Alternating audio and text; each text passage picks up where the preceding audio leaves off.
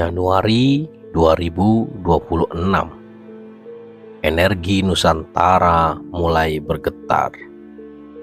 Apakah Anda merasakannya? Tahun 2026 disebut-sebut sebagai puncak aktivasi portal Nusantara. Dari konjungsi 6 planet, gerhana bulan total, hingga bangkitnya titik-titik energi seperti Gunung Lawu, Candi Borobudur, Gunung Agung, dan IKN. Apakah ini sekadar kebetulan kosmik atau ada pesan spiritual besar untuk Nusantara? Kali ini kita mengajak kamu menyelami makna aktivasi portal dari sudut pandang spiritual, kosmik, dan kesadaran kolektif manusia. Sunyikan ragamu, seruput kopi hitammu, dan nyalakan sigaret kretek khas Nusantara pastinya. Apakah kamu siap untuk sadar? Apakah kamu siap untuk berpikir? Dan apakah kamu siap untuk menjadi manusia?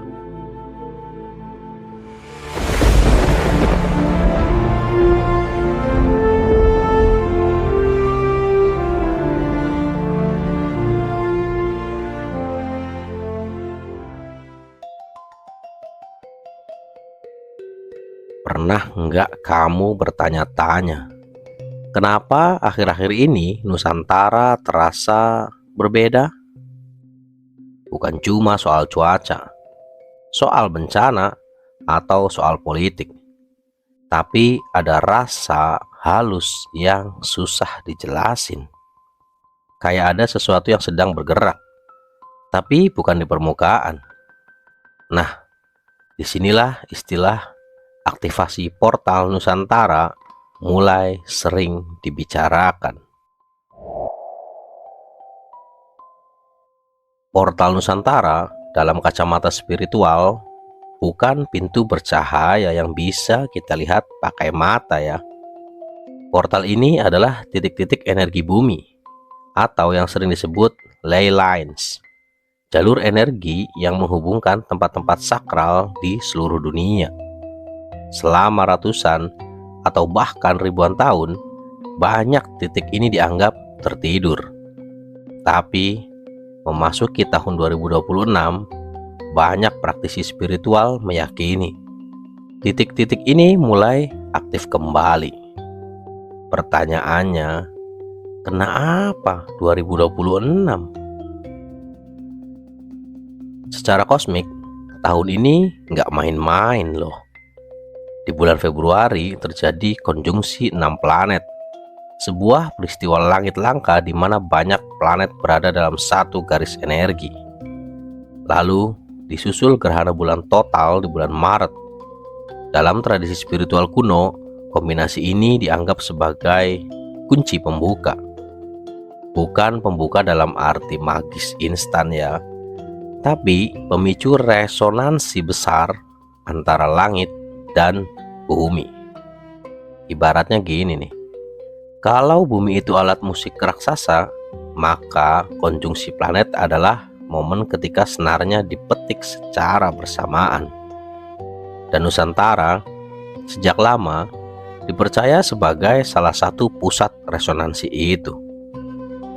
Mari kita mulai dari Gunung Lawu. Banyak orang menyebut Lawu sebagai portal utama Jawa. Bukan tanpa alasan. Gunung ini sering dikaitkan dengan moksanya para raja, tempat penyatuan kesadaran tertinggi. Dalam laku spiritual Jawa, Lawu bukan sekadar gunung, tapi titik transisi, tempat melepas dunia lama dan memasuki kesadaran baru. Makanya Lawu sering bereaksi ketika ada perubahan besar, entah lewat fenomena alam, energi batin, atau peristiwa sosial di sekitarnya.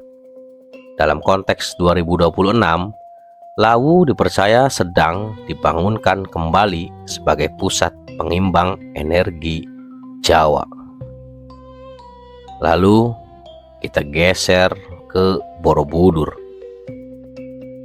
Borobudur sering dilihat hanya sebagai candi wisata, Padahal nih ya, secara struktur, Borobudur adalah mandala raksasa. Ia dirancang sebagai pemancar dan penerima energi kosmik. Ketika planet-planet sejajar, Borobudur dipercaya berada dalam posisi sinkron dengan pola semesta. Bukan kebetulan atau relief dan susunan tingkatnya menggambarkan perjalanan kesadaran manusia.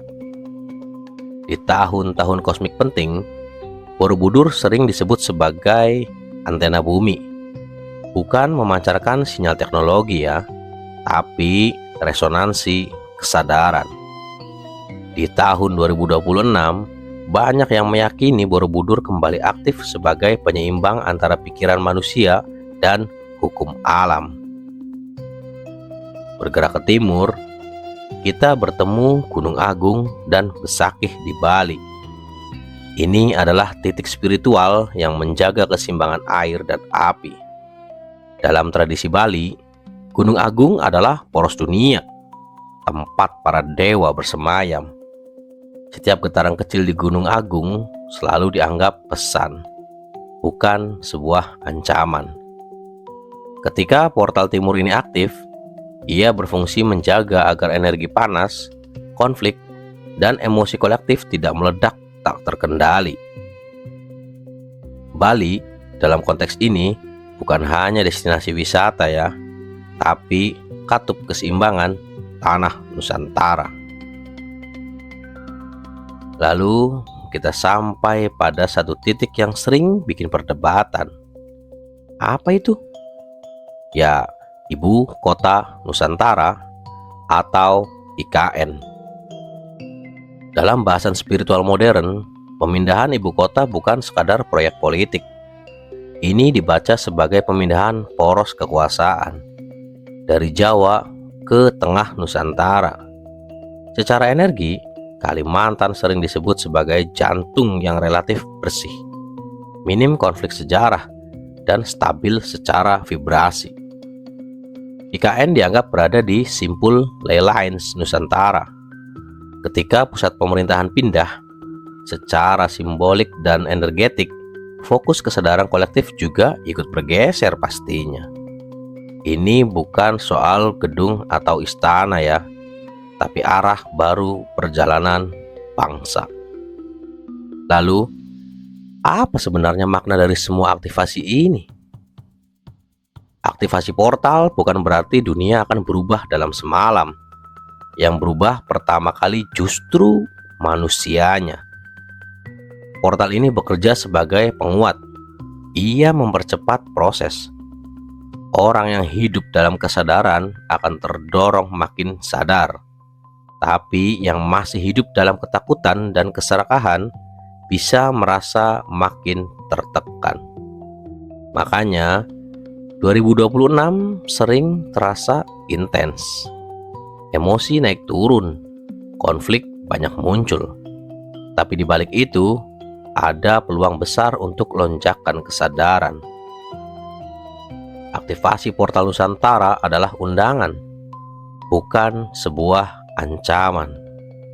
Undangan untuk kembali selaras dengan alam, dengan leluhur, dan pastinya dengan diri sendiri.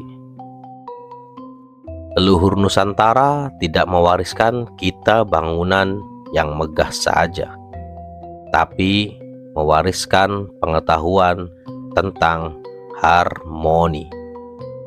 Pertanyaannya sekarang, kita mau jadi penonton atau bagian dari proses kebangkitan itu? Jawabannya ada di tangan kalian masing-masing.